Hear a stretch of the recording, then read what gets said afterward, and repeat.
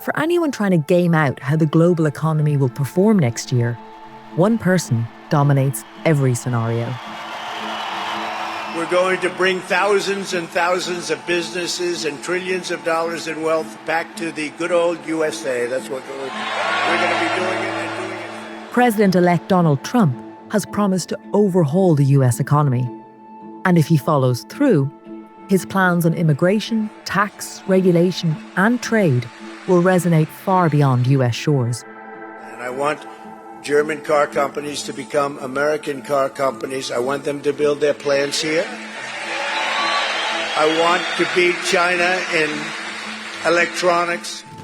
The European Union is one of the places most at risk from Trumponomics and its threat of tariffs. The third most beautiful word is the word tariff.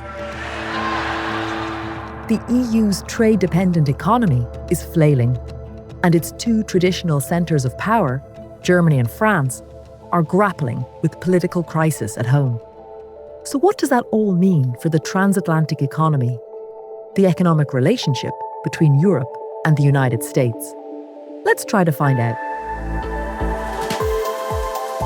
It's what we do here on Reuters Econ World. Every week, we pick a phrase or buzzword and go deep on the economic principles and ideas driving the biggest news around the world. So this week, the transatlantic economy. I'm your host, Carmel Crimmins, in Dublin.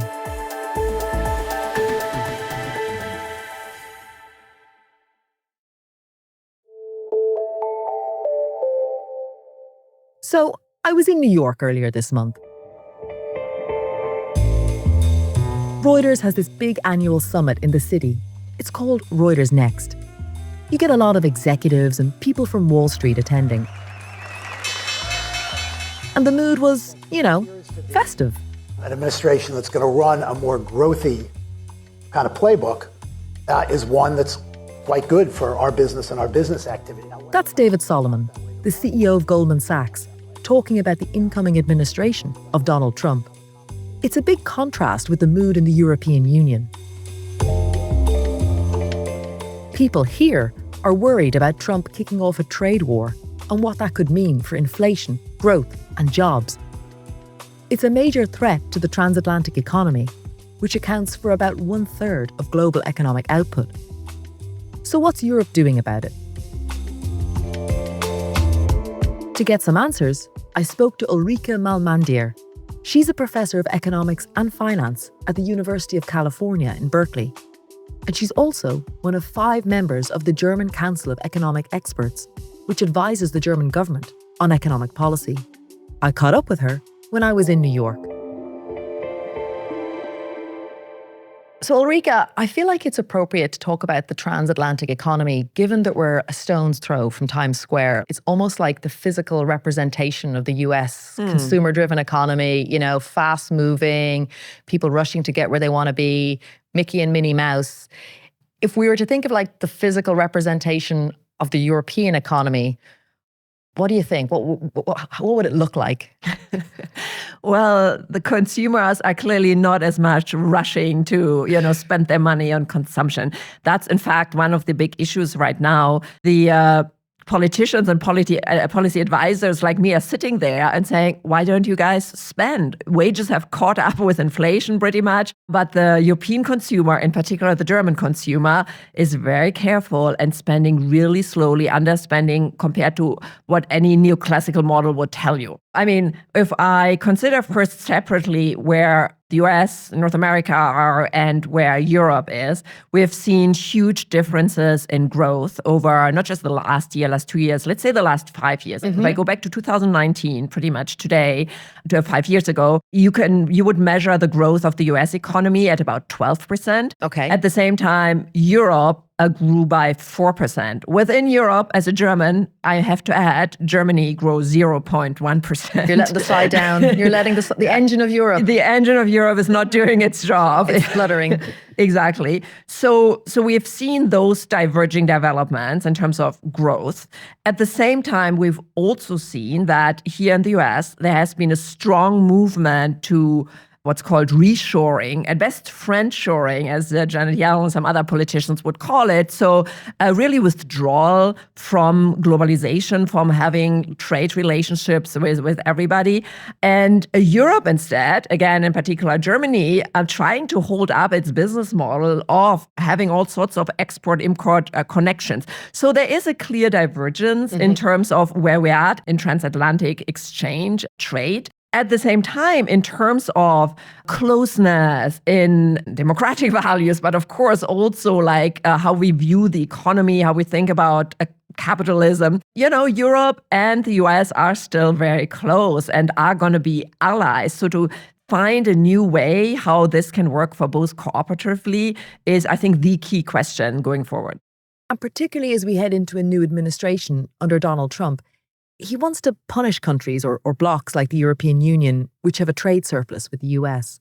I think for the Europeans, seeing these developments, the answer has to be that this is the moment where they have to leverage their within Europe strength. Yeah, we have had now decades of developing the European Union, the European community, and, put a lot of work into lowering barriers of trade across country borders, lowering frictions, trying to make it one big common market, which would mean we would be a powerful player in the global economy if that was truly realized, if also on the financing side, the capital markets union was realized. And this is the moment where we have to say, we need to leverage this now. We need to push this now, because out of a position of strength, we can start discussing about deals, about how we can find a path forward that's beneficial to both. If we remain as slow and as stagnant as we have been over the past years, I think that doesn't put us as Europeans in a very good position. Right, because Europe is, in theory, a single market. There's the free movement of labor and goods, but there's still plenty of friction. Like there are differences between the states on things like bankruptcy laws, for instance. Yeah, exactly. Something like bankruptcy laws or insolvency laws, that always sounds a little technical and maybe not so exciting, but it's a key issue. So if we think about the topic of economic growth, what does Europe need to catch up again to higher growth rates? Well, it needs new technologies, new future-oriented enterprises, startups growing and scaling up in Europe to generate this growth. So if we are wanting to foster these new future-oriented technologies, we need to make it possible for them to get the funding they need, not just in the startup phase, in the growth phase. Right. So to make it easy for investors to come in and say, okay, I want to invest into, battery parks, but not just in France or not just in the Netherlands, but in this, in those two countries and Germany and some in Spain. But I'm confronted with the issue that if I put the exact same assets in my portfolio in these different countries, I have to value them completely differently because they're different insolvency laws. That's one of the main stopping points, one of the main hurdles for investors to come in and provide the round of funding we need in Europe. So please, if the European politicians could agree on common insolvency law, like maybe a regime that at least companies can select into, which is debated right now on the European level, that would be enormously helpful.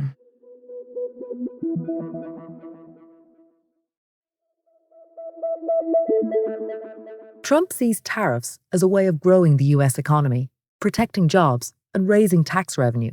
But most economists oppose them, saying the most likely outcome would be higher prices. American manufacturers, who rely on overseas suppliers, are particularly exposed. Some have already been importing more stock ahead of Trump's inauguration, but that can be a costly strategy, particularly if you're a consumer business and need to stay on top of the latest trends.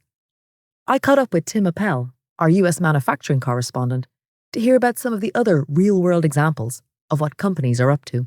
Obviously, in the larger business community, there's a lot of enthusiasm for less regulation, tax policies, things that can be very good for all businesses, including manufacturers. Manufacturers, however, I think are particularly concerned because it's such a globalized part of our economy. Even things you buy in the U.S. that people think of as entirely made in the U.S. often rely on dozens or hundreds of parts and components and chemicals that come through an elaborate web of trade. And I think that's causing a lot of anxiety in certainly in industries that are heavily reliant on countries that have particular targets on their back, like in this case, China, is obviously a very sharp focus for the incoming administration. And there are industries like the toy industry that's still heavily, overwhelmingly reliant on China for supplies. So how is the toy industry preparing for the new administration? So, yeah, there's a couple of things that they've been already doing because the toy industry was somewhat insulated from the last trade war.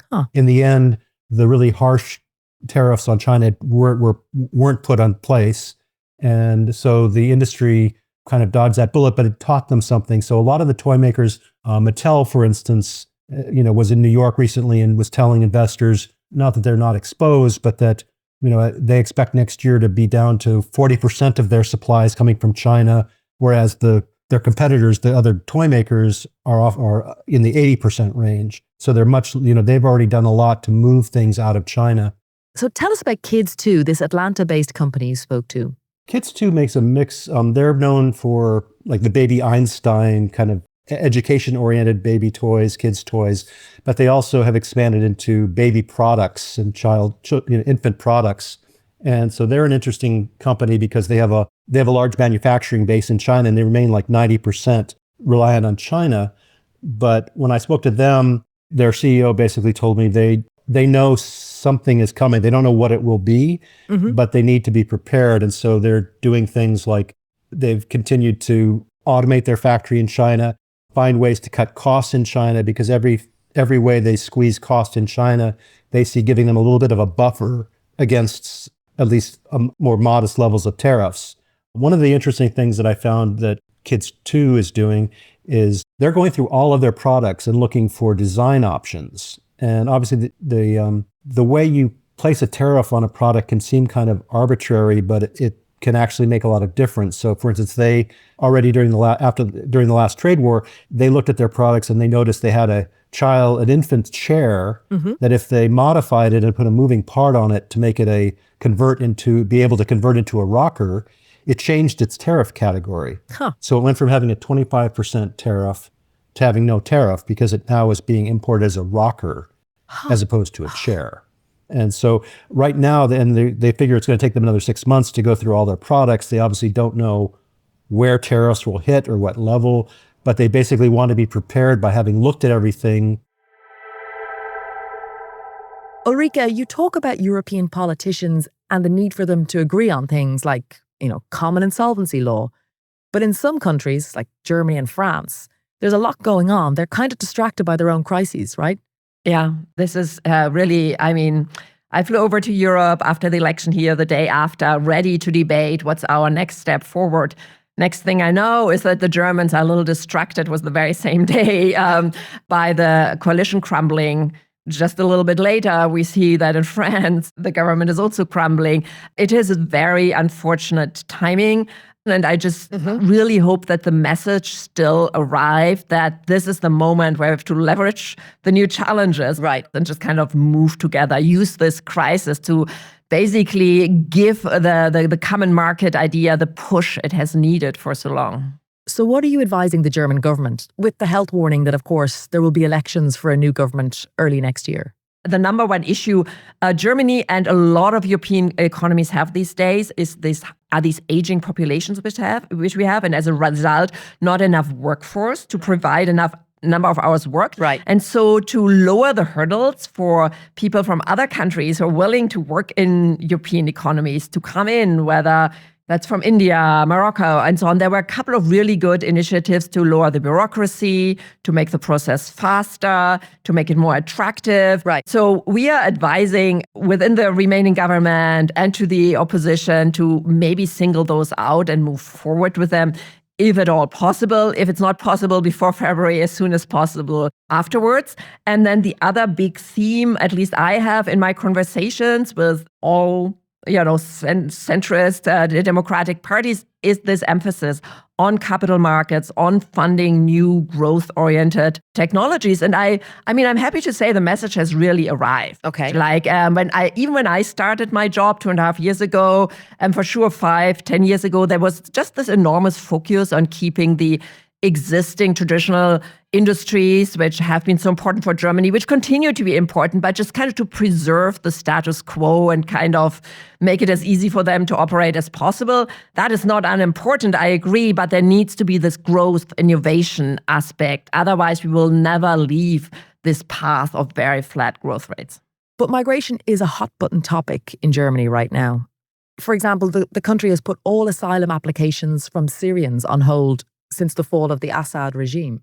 Yeah, it's true that there was an immediate debate to some extent triggered by politicians, also at the more extremist borders of the spectrum, about not accepting or even like having immigrants from Syria go back to their home country.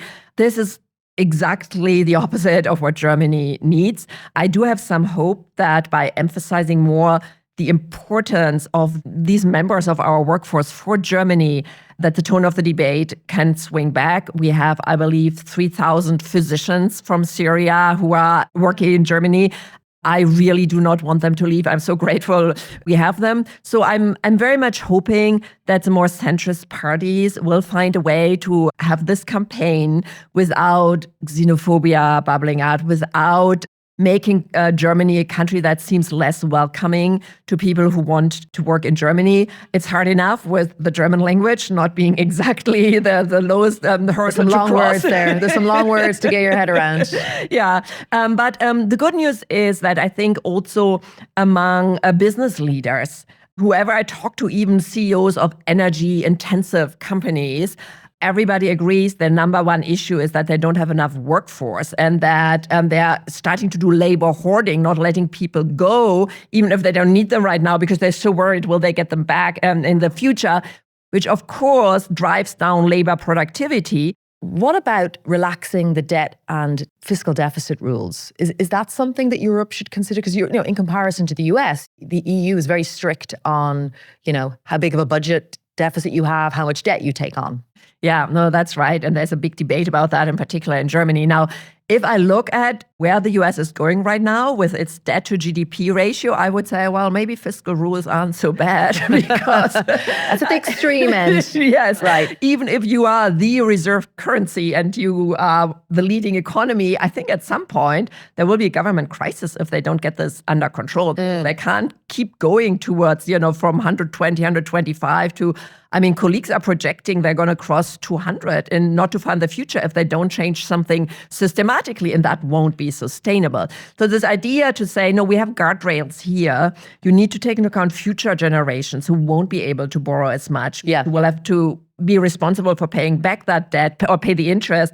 I think that's actually a good idea. I'm actually happy that Germany and the EU has these fiscal rules. The question is how to exactly design them. For example, in Germany, I think the current design is not very smart. We have a very strict 0.35% kind of new debt limit in times where our debt to GDP ratio is around 60%, like less than half of the US and some other European countries. Yeah. I think to say, if it's that low, we allow you a little bit more borrowing, maybe 0.5, maybe 1%, makes a lot of sense. But then vice versa, if it's climbing up to kind of stop it, that's a good idea. Also, the way we handle crises is a little rigid. Every year you decide, if it's a crisis year, say Russia has attacked Ukraine and now energy prices have exploded. That's a crisis year, we make an exception. But then the year after, we are back to normal. That doesn't make economic sense. Crises have repercussions. A bit too knee-jerk. Exactly. Okay. So what I'm trying to say is we can design these rules in a smarter or in a less smart way. I hope we're going towards smarter. But I also want to emphasize that as much as these fiscal rules and the limits are kind of held responsible for the lack of investment, it's historically not true. Mm-hmm. Historically, often we weren't near the limit of borrowing constraints. And still, the governments didn't quite do the type of spending or investment which would be good for a country in the long run. Mm-hmm. Think investment in education. Think investment in transport infrastructure, right? Yeah. I used to be so proud of the German trains. They don't run on time anymore. Currently, they're not. They don't run on time. Big topic, of course, is defense also. So all these kind of spending that is just costly today and you don't see an immediate benefit. I think politicians tend to put not enough weight on it. Got it. So finding some kind of guardrails for that as well. So not just a debt break, but a myopia break or something like that is, I think, what we really need to discuss. Is Donald Trump the kick that Europe needs to get its act together? Oh man, I was so much hoping for that, right? So I was thinking now is the moment where Europe will leverage all its advantages to kind of get their act together. As you pointed out before, unfortunately, many countries are currently distracted a little bit with their homemade government crises. Once that's over, I very much hope, though, that this can still be kind of the kick we needed to overcome these frictions and hurdles due to national preferences and peculiarities, and said, let's leverage this enormous advantage we could all have by kind of coming closer together and becoming an economic powerhouse by lowering frictions, lowering the hurdles at the borders. Ulrike, thank you so much. You're welcome. That was a lot of fun.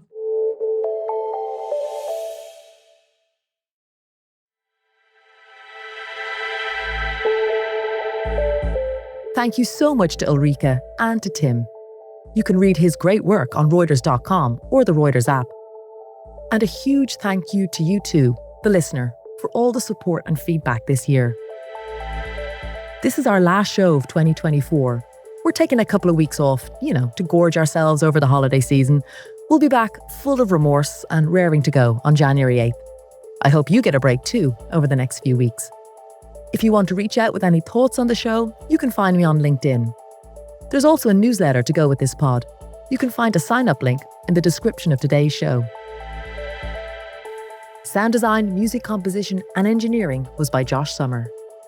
Our podcast team includes Kim Vanell, Tara Oakes, Gail Issa, Jonah Green, David Spencer, Christopher Wall-Jasper, and Sharon Reich-Garson. Our executive producer is Leela de Kretzer. Remember, for all your daily news, check out our weekday show, Reuters World News. You can catch it on the Reuters app or wherever you listen to your podcasts.